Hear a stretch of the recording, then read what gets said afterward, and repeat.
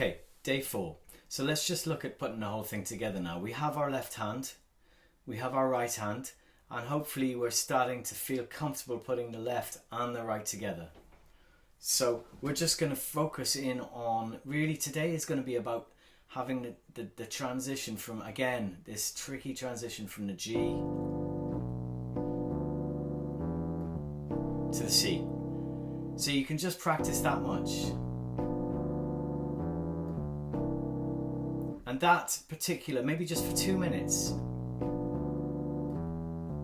because I'm guessing that's not too much of a stretch. And then this one.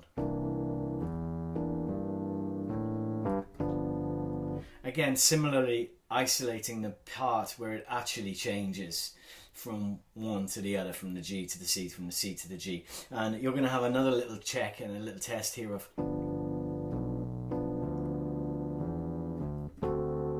that's a bit of a jump, so you might need to practice that one as well.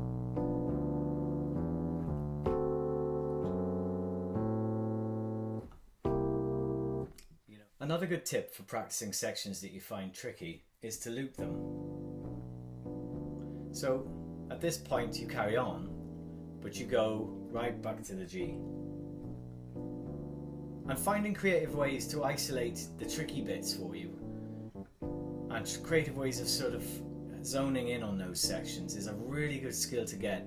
Identifying your problem spots and zoning in on them, that's a really good skill to get. And here's another one.